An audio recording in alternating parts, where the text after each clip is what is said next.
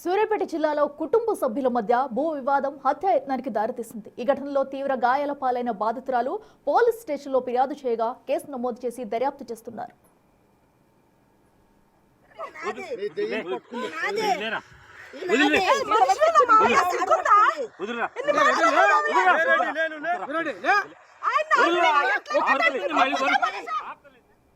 సూర్యాపేట జిల్లాలో బరాఖతగూడెం గ్రామానికి చెందిన కళావతికి ఒక కొడుకు కూతురు ఉన్నారు. కొడుకు ఉపేందర్ రెడ్డికి కూతురు జ్యోతికి కొంతకాలంగా భూ వివాదం నడుస్తుంది.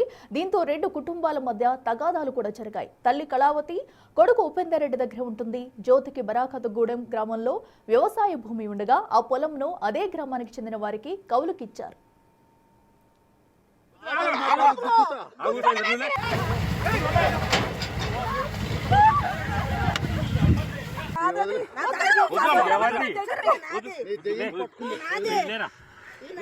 నిన్న జ్యోతి తన భర్త ఇద్దరు కుమార్తెలతో కలిసి పొలాన్ని కోయించేందుకు వెళ్లారు. కౌలుదారి ద్వారా వరి కొత్త యంత్రాన్ని తీసుకుని పొలం వద్దకు వెళ్లారు. ఇంతలో ఆమె తల్లి కళావతి తమ్ముడు ఉపేందర్ రెడ్డిలు అక్కడికి చేరుకున్నారు. మరొక ట్రాక్టర్తో అక్రమంగా జ్యోతి భూమిలోకి ప్రవేశించి హార్వెస్టర్ మిషన్ ను ఢీకొట్టి వరి కొత్త యంత్రం రేడియేటర్ ని ధ్వంసం చేశారు. అడ్డు వెళ్లిన జ్యోతిని ఆమె భర్త ఇద్దరు కూతుర్లతో అసభ్యంగా ప్రవర్తించారు. ఘర్షణలో జ్యోతి ఫ్యామిలీ గాయపడింది. స్థానిక పోలీస్ స్టేషన్ లో జ్యోతి ఆమె తల్లి తమ్ముడిపై ఫిర్యాదు చేసింది. దీంతో కేసు నమోదు చేసిన పోలీసులు దర్యాప్తు చేస్తున్నారు.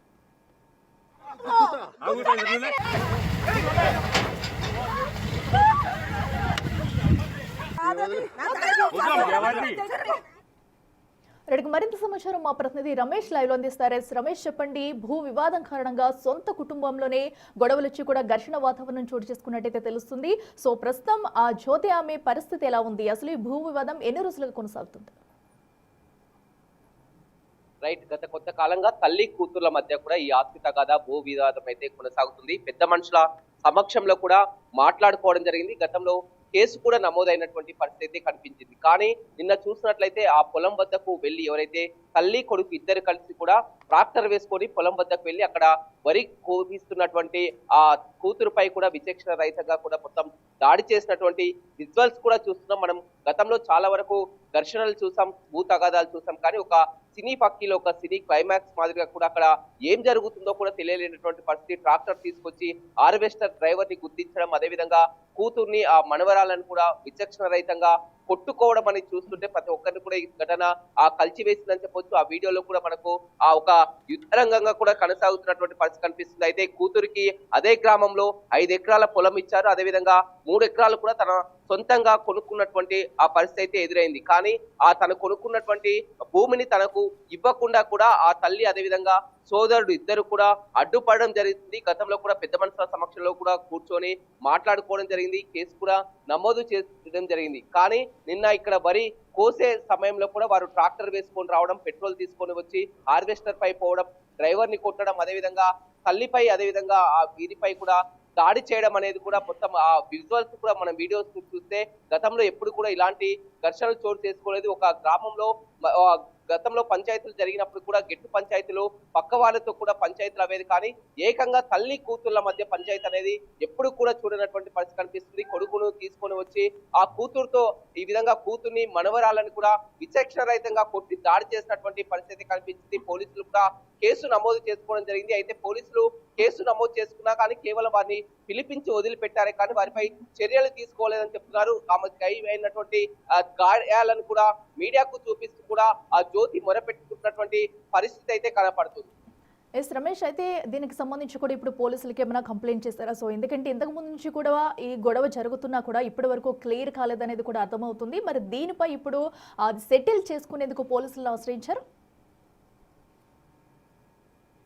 పోలీసులు గతంలోనే వీటిపై కూడా ఎఫ్ఐఆర్ కూడా నమోదు కావడం జరిగింది. అప్పటి నుంచి పంచాయతీ కొనసాగుతూనే ఉంది. కానీ నిన్న వారు ఆ కేసు నమోదై పంచాయతీ కొనసాగుతున్నటువంటి సమయంలోనే ఈ విధంగా తల్లి కొడుకు ట్రాక్టర్ వేసుకొని వెళ్ళడం, వారిని అడ్డగించడం, పెట్రోల్ తీసుకొని వెళ్లి వాటిపై పోయడం, అదేవిధంగా వారిపై దాడి చేయడం, ఈ విజువల్స్ వీడియోస్ అన్ని కూడా మళ్ళీ పోలీస్ స్టేషన్ లో ఫిర్యాదు చేయడం జరిగింది, చూపించింది. పోలీసులు కూడా ఆ తల్లి కొడుకును పిలిపించడం జరిగింది. కేసు నమోదు చేశారు. కానీ వారిని వెంటనే వదిలివేశారు. వారిపై చర్యలు తీసుకోవడం లేదని కూడా కూతురు చెప్తున్నటువంటి పరిస్థితి కనిపిస్తుంది. తనకు ప్రాణహాని ఉంది, ఎప్పుడైనా కానీ దాడి చేయొచ్చు అని కూడా మొరపెట్టుకున్నటువంటి పరిస్థితి కనిపిస్తుంది. తను ఇచ్చినటువంటి 5 ఎకరాలతో పాటు సొంతంగా 3.5 ఎకరాలను కూడా తాను కొనుక్కున్నాను, అందుకు సంబంధించినటువంటి గతంలో ఇచ్చినటువంటి డబ్బులు కూడా 3 లక్షల నగదు కూడా తీసుకెళ్లి ఇచ్చినాను, అప్పుడు అమ్మ ఒప్పుకుంది, కానీ ఇప్పుడు ఆ కొడుకు ఒప్పుకోవడం లేదని, తన సోదరుడు ఒప్పుకోవడం లేదని విధంగా వచ్చి తమపై దాడి చేయబోయారు, చంపబోయారు. మొత్తం కూడా ఆ విజువల్స్, ఆ వీడియోస్ కూడా పోలీసులకు అందించినటువంటి పరిస్థితి కనిపిస్తుంది. ఏకంగా ట్రాక్టర్ తోటి గుద్ది చంపేందుకు కూడా ప్రయత్నం చేయడం జరిగింది. పెట్రోల్ తీసుకొని రావడం జరిగింది. తనను, తన పిల్లల్ని, తన భర్తను కూడా విచక్షణ రహితంగా కొట్టి దాడి చేయడం జరిగింది. పోలీసులు రక్షణ కల్పించాలి, కేసు నమోదు చేయాలని కూడా గతంలో కూడా కేసు నమోదైంది, మొరపెట్టుకున్నాం. పెద్ద మనుషుల సమక్షంలో కూడా పంచాయతీ నడుస్తున్నా కానీ ఈ విధంగా వచ్చి దాడి చేయడం ఏంటంటే కూడా జ్యోతి బిగ్ టీవీతో చెప్తూ కూడా కన్నీరు పెట్టుకున్నటువంటి పరిస్థితి అయితే కనపడుతుంది. Right Ramesh, thank you. 96లో పెళ్ళైంది. వాళ్ళు నాకు 5 ఎకరాలు కట్నం ఇచ్చారు. ఆ తర్వాత ఆ ఊర్లో 3 ఎకరాలన్నర నేను కొనుక్కున్నాను, వేరే వాళ్ళ దగ్గర నుంచి, ఉప్పుల పూలమ్మ గారి దగ్గర నుంచి కొనుక్కున్నాను.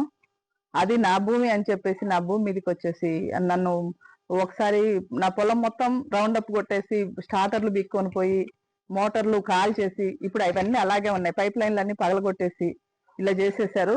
నేను ఆల్రెడీ నన్ను బొబ్బా కోటరెడ్డి గారి దగ్గర పంచాయతీ అని పెట్టేసి పిలిస్తే నన్ను కొట్టారు.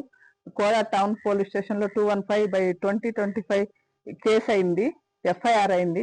ఎఫ్ఐఆర్ అయినాక ఊళ్ళో వాళ్ళందరూ బతిలాడి, మీ తమ్ముడు కదా గవర్నమెంట్ జాబ్ పోయిద్ది, అది ఇది ప్రాబ్లం అవుతుంది అని చెప్తే నేను ఆ కేసు వెనక్కి తీసుకోవడం జరిగింది లోక్ అదాలత్లో.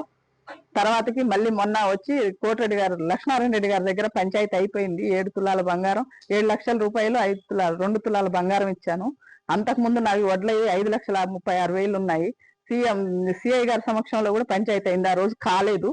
ఆ నుంచి మళ్ళీ ఇక్కడికి వచ్చి కూర్చోబెట్టి ఖాళీ సామెలు కూర్చోబెట్టి చేయించారు. అది 8వ నెలలో జరిగింది. నేను డబ్బులు ఇవ్వడం కొంచెం లేట్ అయింది, నా కాళ్ళు లేని పరిస్థితులలో. మొన్న పోయి ఇచ్చాను, కార్తీక సోమవారం 3వ సోమవారం రోజు పోయి ఇచ్చాను, తీసుకోలేదు. ఆ రోజు నైటు నా కొడుకుని అడిగి వచ్చేసి తీసుకుంటా అని చెప్పి తెల్లారి పొద్దున 8:30కి వాకింగ్కి వెళ్ళి వచ్చిన టైంలో తీసుకొని వాళ్ళ ఇంట్లో నుంచి తీసుకొని వెళ్ళింది, ఒప్పుకుంటున్నా అని. వాళ్ళు కాగితాలు రాయించుకోలేదు, తీసుకుపోతున్నప్పుడు కూడా నాకు చెప్పలేదు. చెక్ మార్చుకునే టైంలో నాకు ఫోన్ చేశారు. చెక్ హోల్డర్ నా భర్త అయిన రామరెడ్డి గారు ఫోన్ చేస్తే ఎత్తట్లేదు అని చెప్పి సామెలతో ఫోన్ చేయించి చెక్ మార్చుకుంది. మార్చుకున్నాక వెళ్ళి పైప్ లైన్లన్నీ పగలగొట్టింది. పగలగొట్టేసి డమ్మి గెట్ వాళ్ళు ఉంటాయి కదా, అవి పగలగొట్టేసింది. పగలగొట్టేసి నిన్న పొలం దగ్గరికి వెళ్తే ట్రాక్టర్ మీద పెట్రోల్ పోసింది. ఆ విషయం పోలీస్ స్టేషన్ లో కూడా నేను చెప్పాను వెళ్ళి. ఆ రోజునైతే ఒక కేసు అయింది, ఎఫ్ఐఆర్ నెంబర్ ఎంత 221/2025. వాళ్ళు కేసు చేశారు. కేసు చేసిన తర్వాత పొలం దగ్గర ఇట్లా పెట్రోల్ పట్టుకుంది అంటే మీరు వెళ్ళండి, 100కి డయల్ చేయండి, మేము వస్తాము, కానిస్టేబుల్ పంపిస్తానని చెప్పాడు. మాకు ప్రొడక్షన్ కావాలని సిఐ గారు ఇస్తా అని చెప్పారు. నేను పోయి అడిగినా వాళ్ళు ఇవ్వలేదు.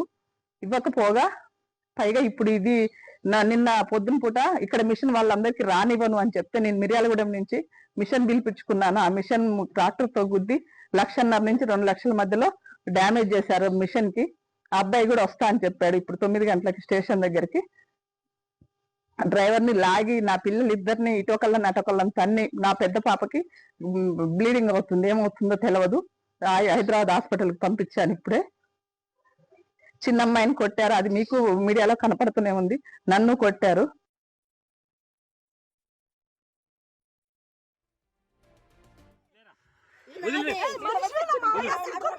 వదిలేరా